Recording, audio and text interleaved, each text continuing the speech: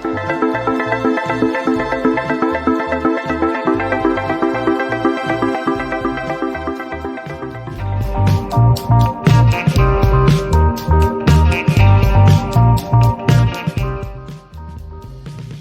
the food guidelines?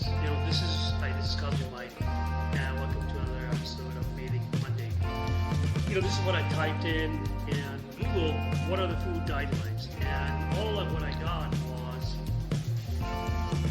what to avoid, as in such, what foods to avoid. Low sugar, low calorie, low carbs, and avoid the sodium, eat a balanced diet.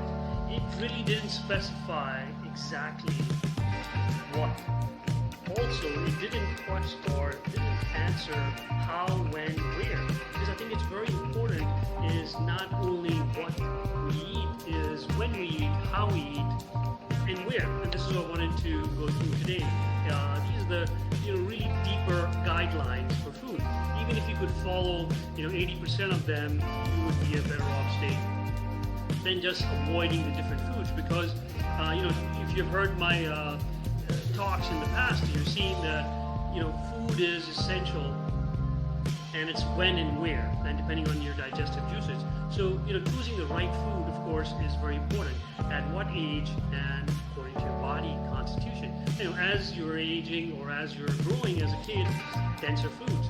As you're in the middle ages, spicier, lighter foods get you going, active. Then again, when you're dwindling down to the age after 50, lighter foods, easier to digest, because your digestive system also is going to be slowing down. Eating according to the seasons. Most people don't do that. We in this lifestyle, we really do not do that. I try to adhere to it, but it's very difficult because you're just so used to having everything all the time. So according to the seasons, very important. I'm going to start putting those in, so to remind myself also, coming winter, what are the fruits and vegetables to look out for. Eating food that's warm and hot. I had a tendency when I was growing up to eat everything from the fridge. I would just take everything and just eat. It was very important to have hot food or warm food. Coming to the West, or coming to especially the US, there's a lot of cold meats that are served, which are not really heard of in the East and stuff in those days, in the 80s and the 90s. But making sure the food is hot, making sure the food is warm, helps with the digestion, because you're already eating food at your body temperature or higher, so the body takes lesser time, lesser resources to digest that food. So in temperature, very important. Food quality, of course, the prakriti is what the natural quality of the food is, just like we have a natural quality when we are born. What does it do? Is it dense? Is it light? Is it rough? Is it heavy?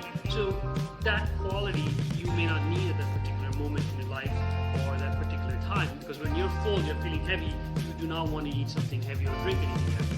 When you are feeling anxiety, you do not want to have too much spicy foods. When you are a little bit overweight, then you do not want the sweeter or the denser stuff. So quality of the food, which is the gunas, which we talked about, the universe, the cosmos, light, heavy, dense, the opposite qualities. Very important to understand that from plants and food, when to choose which one. So essentially, all foods are great, but not great for everyone, and depending on, again, age, lifestyle, and activity. Next thing is the taste. Taste also, there is a particular taste to the food when you eat it, when your saliva breaks it down, but it turns into a different taste after the digestive juices have worked on it. So something sweet can turn into a sour and go, and that's where the sour quality of that particular food is what's affecting your system. So understanding that each food or plant, they do have a pre-taste and a post-taste, changing it from sweet to sour. And we looked at that in the past, all the different ones. And once we do the herbs, we'll take a look at that. So every herb, every food group, or every food item, fruits and vegetables are described in this sense. Looking at, of course, the process of the foods. Now, processing of the foods also can change the taste and the quality if it starts dense, processing it and packaging it can change it into a lighter food or vice versa.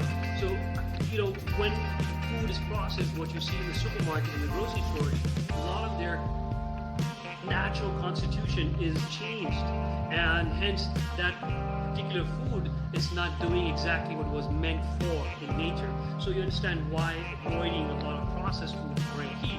But of course, again, in this day and age, it's very difficult in situations like these also, where you cannot have access to organic or natural food that you can grow. But things are getting better. You are more tuned in. A lot of people are getting tuned in. A lot of people are understanding. So they're looking for these least amount of processed food in your diet. And then comes, of course, food combinations. Now that very difficult to follow, but I have kind of fine-tuned a little bit, working on it. I used to have all these shakes with bananas. No. That's the worst thing you could do, having cold milk with a banana, especially at my age and my activity level. Now, somebody like my son, who is much younger, his activity level is much higher. At 15, they're growing bones and stuff, they can. But bananas and milk do not mix. Both of them are mucus-causing. Both of them are dense at cold, being cold at that particular quality of that particular food. So food combinations, I'll post these in the next few sessions, where the different food qualities, just to remind everyone. I know a lot of you are not having sour fruits with milk or sour fruits at night. And these do work. Once you keep that combination at hand, you will see that a lot of your digestive juices, your digestion is very subtle and clean. And that's what your goal is. Then comes, of course, quantity. Everyone that comes to me and asks me, how can I lose weight, what's going on, where can I start? The first foremost thing that I would suggest, and I do suggest, is reducing the quantity of food by 25%. Just doing that will show you wonders and bring you great results. Especially at night, which is what we're going to get to the next, is eating the right time, or the quantity of food at the right time of day. Morning, afternoon is the best time, where you can have your activity level is high, the sun is high, right in the middle, the pitta level is high in your digestive juices. In the night, you're going to be retiring, the body's ready to shut down, it's coming down to a close. So eating the least amount of food at night, and lighter foods at night. So quantity, quality, time, very important, very essential. And of course, the way the food is grown, organically, the way it's processed, the way it's nurtured, if they're using chemicals, that's also very important nowadays, where a lot of the chemicals that are involved in the fertilizers and stuff, and if they are harvested too early. So, the state of the food is very important too. Raw foods bring a different quality than ripe foods will bring. Just like a raw raw banana is a totally different taste and has a different gunas or qualities than a ripe banana. So looking at all these guidelines is very important. Which are ones, or how many are ones you're going to adhere to, is the best way. But just looking at what to eat is not the only thing. You should understand where, how, when. So I hope that answers, what are the food guidelines according to Ayurveda. This is Cosmic Mike. Have a great week. Be safe, be good, be happy.